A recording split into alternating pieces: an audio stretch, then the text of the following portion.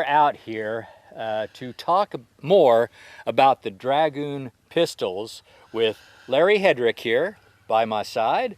And we're down, I don't know if you'd say in the shadow of, but we're by Whitlow Dam.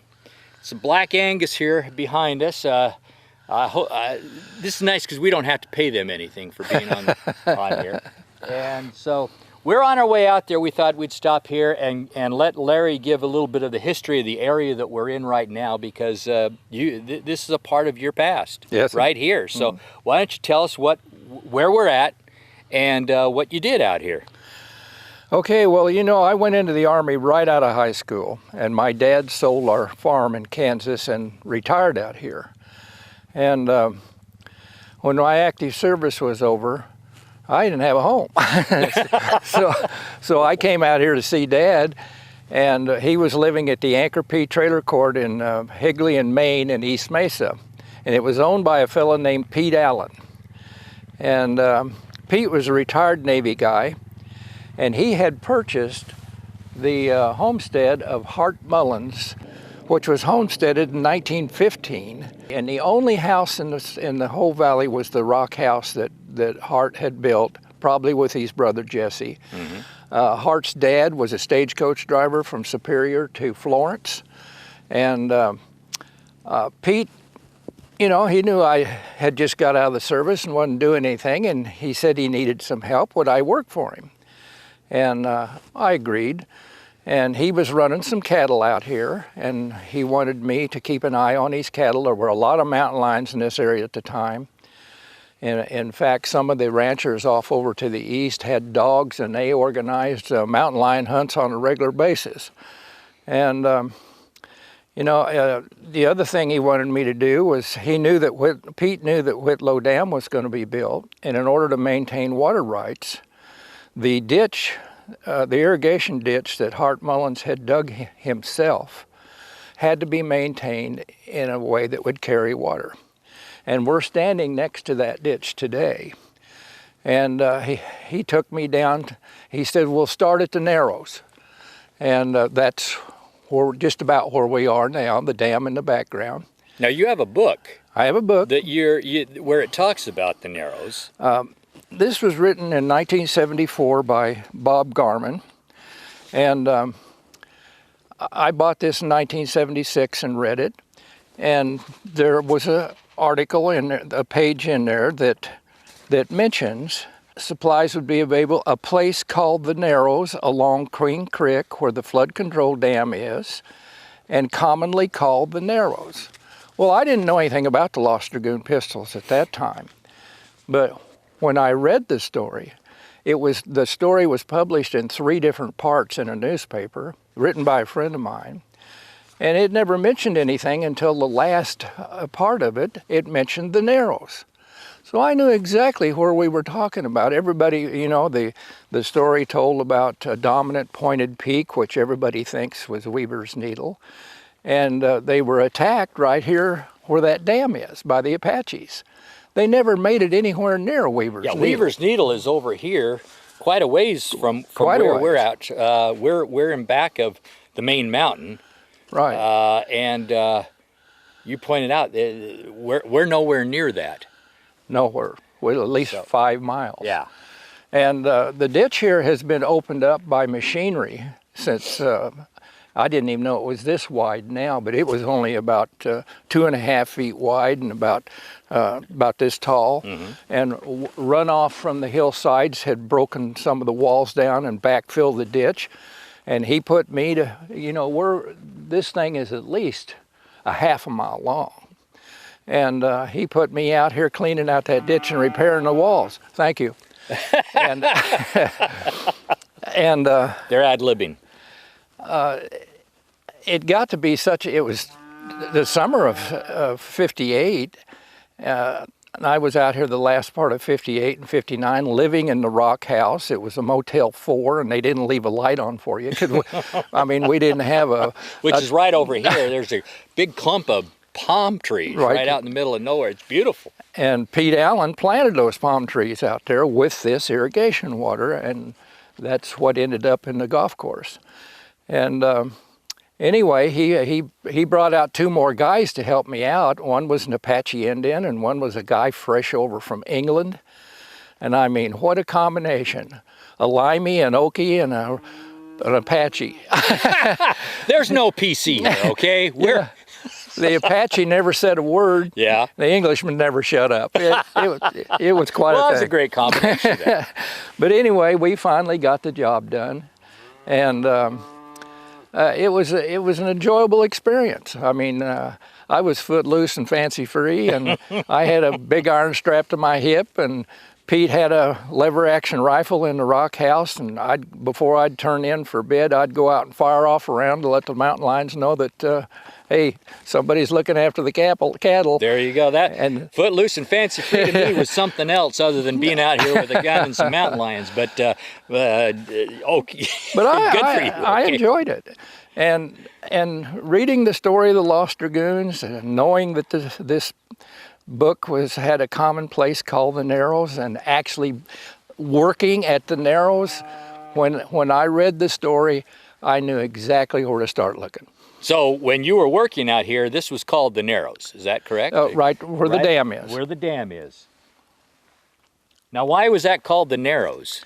Well, you can see by the mountains themselves. Just the mountains where the dam is between. Right. Okay. It's like a pass. Got it. You know, All and right. this is where the military came through all the time on their way back and forth from Camp Pinnell to Fort McDowell. They didn't go through the mountains with small groups of people. The Apaches were That up would be there. stupid. That would be suicide. So along the trail right in here where Right. they went through the military trail. Right.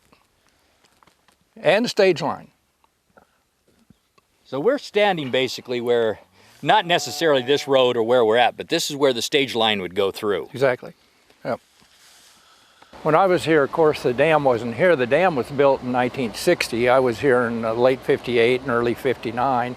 But this is where Pete Allen brought me to start cleaning out the ditch that carries the water down to where the golf course is today. And it was very narrow, very small. You can see that they've backhoed this thing out into something amazing, and you can understand why. They've got to handle the water that comes down through here, and they can easily divert it back down Queen Creek, some of it. But they're trying to salvage whatever water they can now for the valley. And as I said, it was very small, but it was it was a long ways, and it was a lot of work to muck this out and repair the walls. And I can imagine what Hart went through. I mean, well, we just done it with shovels. We didn't have anything else. That's amazing. Of course, now they've come in and dug it a little bit more, but how far did you dig with the shovels, you say? All the way down to the rock house where the just above the golf course. Ways from here. Right. It's got to be 3/4 of a mile. Oh, wow. Larry, we're looking right now at some white quartz that you're thinking how far had that traveled to get to where it is right now when this river was flowing. This is Queen Creek. This is Queen Creek. This is not the town Queen Creek or the city, so we're far from there. Mm-hmm. But this was Queen Creek right here. The water is now diverted by the dam. You can probably hear it in the background. To the ditch that you built or helped build 100 years ago. Is that right? Well, 60 years ago. 60 years ago. And I'm being facetious, but yeah, 60 years ago. But the quartz there, and then right down below it here, where there's some little ponds where the mud is, you were saying that would be a perfect place if you're going to look in this area for gold, because it would have been carried down through the river. Yeah, no telling how far that bull quartz was carried down to get here, and it's the only piece you see. And bedrock is what miners go for when they want to find some gold, because that's where it's going to settle to, and it can't go any deeper. Now, I don't know if there's any gold, even a trace of gold here, but But this would be the place to look. This would be a good place to look. Larry, we're here in what is now called the Queen Valley Country Club Bar. But why don't you tell us a little bit about the history of the place? This is a rock house that I lived in the late 1958 and early 1959. It was homesteaded originally by Hart Mullins in 1915, and then Pete Allen purchased it from him. and he was running cattle out here, and I lived in this rock house. Right here. And there's been a lot of changes. They've restuccoed the walls. There was only the one entrance. They've added these entrances and the buildings onto it to where you can't see much of the original. But we're in the original room, and particularly the fireplace, Basically, which is stone. Which is also what you see is all the original stone. They've just right. stuccoed over. They restuccoed, and so this is where I cowboyed for a while. Well, anyway, you know, one morning my two guys pulled into the yard. I'd never met Hart at that time. And then my dad come in. Pete Allen must have introduced him to Hart. And they were going to take my dad up to some of their claims. And since I was here, they asked if I wanted to go, so I went. And we went up to Elephant Butte, where they had some claims. And then we drove over to Buzzard's Roost, where they had some claims. Then Hart took us on up to Bayous Butte, and over against the main mountain, he took us to where a shaft had been dug in a kind of a natural, it wasn't really a cave, but it was a cutout in the mountains that was natural. And a lot of work had been done there by hand, building a trail to get to it that was cut in a cliffside and quite a sharp drop off. And this was the first time I ever heard the Lost Dutchman legend. And Hart and his brother sat there and told my dad and I the whole legend of the Lost Dutchman. This is 1958. And I got to fooling around down there, and I went down to the bottom of the cliffs and stuff, and I found an old wheelbarrow there. And it was amazing. It's not something you'd ever buy in a store. Yeah. You know, it was handmade. You could see the bottom of it had been bent over all the way around, and the bottom had been forged, heated, and hammered in together. There was no rivets. There was no nothing. It had an iron wheel and all that sort of stuff. And I yelling up that I'd found this, and they said, "Well, bring it up." It took me about a half an hour to work around to get up there, and they were amazed by it. And Hart was claiming that this dig was one of the Peralta digs. And he was saying, we're within half a mile of the Lost Dutchman. This is just up here. Well, off over here. This way. Yeah. Okay. And, you know, they were amazed by this wheelbarrow, and they came to the conclusion that it was Mexican. And I thought, well, now, how would they haul something this far on the back of a burro, you know? Yeah. But then you couldn't have made it here. So maybe it was, I don't know. Anyway, my dad took it home, put it in his yard for yard art. He died in 1966, and somebody stole it. Oh, gee. I was going to say, where is it now? Yeah, I'd love to have it. So that prospect is still up there. Oh, yes. Still up there. Gosh, one of these days we're going to have to go up there and take a look at it if we can. But this is amazing, because you say we're like about 5 miles away from at least 5 Weaver's Needle. At least 5 miles. And yet we're still in the wilderness area of the Superstitions, and you're talking about what they allegedly say was a Peralta mine behind us here. We're in the Queen Creek area. Not Queen Valley. Queen Valley. All right. Well, that's big difference. Big Queen difference. Creek and Queen Valley. Yeah, okay. And so you just don't realize until you get out here how expansive the area that we're talking about is. It's amazing. So we're going to be going up and talk about the pistols a little more, as we did in an earlier segment. But this is amazing. Anything else you can tell us about this area?